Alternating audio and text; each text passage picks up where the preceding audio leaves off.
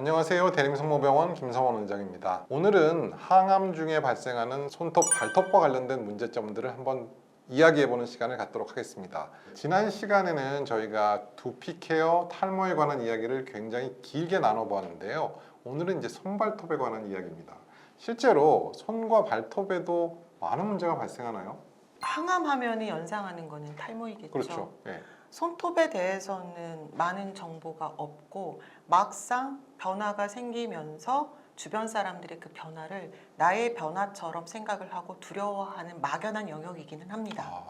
실제로 많은 분들이 힘들어하는 부분인 건 맞는 거네요. 네, 맞습니다. 네. 손가락이나 발가락을 어떤 굉장한 큰 충격에 의해서 다쳐보신 적이 있으실까요? 저는 어렸을 때 그 내성 발톱이라고 그러죠. 네 군데 전부 있었어요. 그래서 정말 불우한 청소년기를 보냈던, 축구도 못했던 그런 시절이 있었는데, 특히 발톱이나 이런 데 생기는 염증들, 사실 항암하신 분들 중에서도 뭐 내성 발톱이 있었던 분들이 곱는 경우 상당히 많이 네, 흔하게 맞습니다. 있거든요. 그래서 이런 경우에 정말 삶의 질이 너무너무 떨어진다는 걸 저는 개인적으로 너무나 잘 알고 있습니다. 진료실에서도 많이 보시죠? 진료실에서도 많이 보죠. 네. 사실 주변에 가깝게 항암을 하시는 분이 없다면 항암 손톱이라는 건 상상하기가 조금 어려울 부분이라고 네. 생각이 되고요.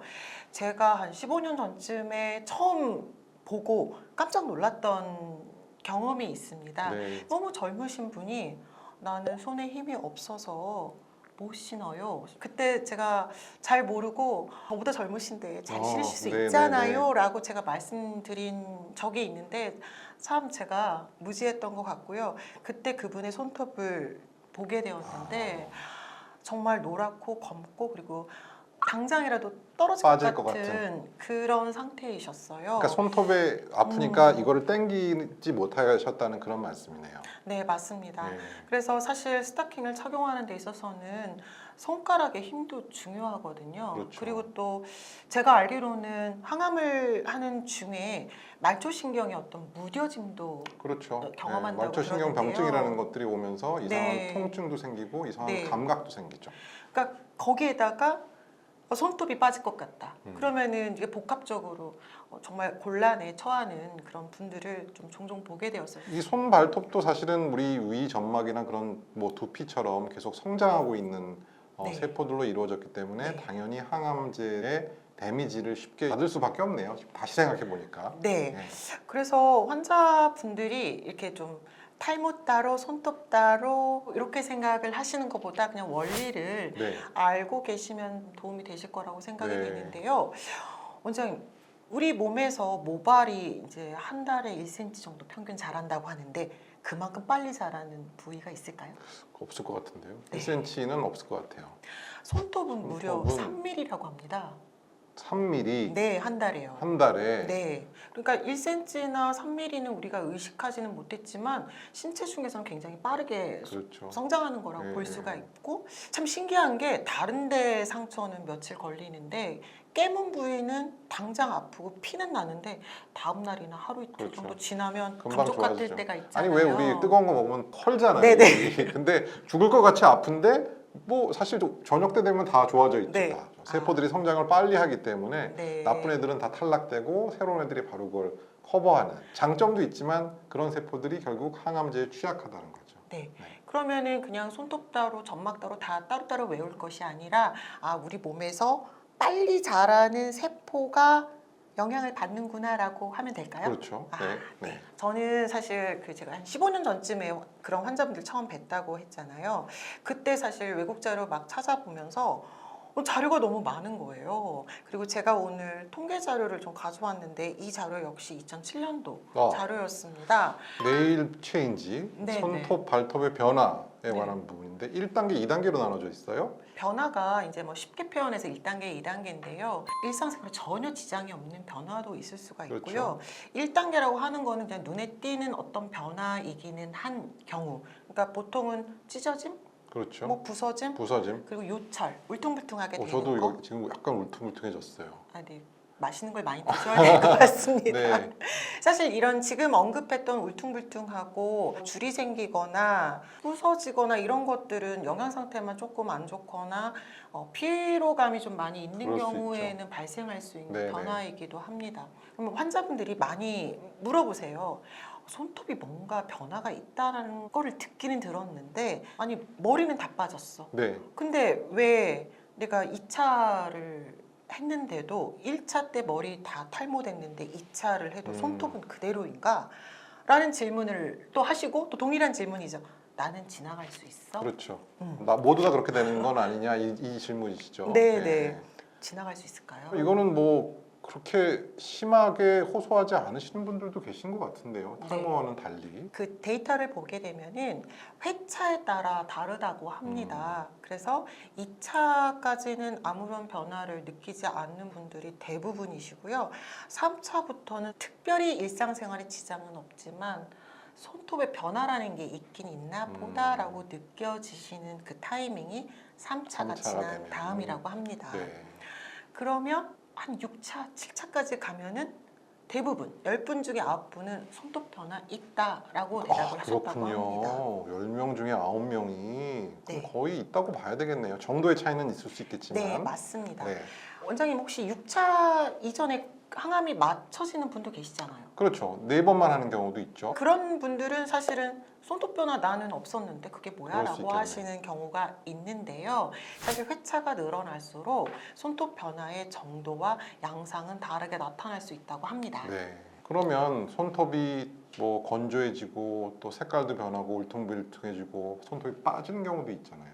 네, 그죠? 있습니다. 네. 그 역시 이제 병원에 이렇게 외래차 아니면 항암차 방문을 하시면은 옆 침대에 이렇게 환우들 만나시잖아요. 그렇죠. 이제 그분들의 상황이 나의 상황이라고 생각을 하시게 되고 또 때로는 심하게 손톱이 들떠 있고 이런 걸 보시면은 이제 두려움을 갖게 되시거든요. 그렇죠. 나도 그럴까요? 라고 이렇게 묻는 분들이 종종 있으세요.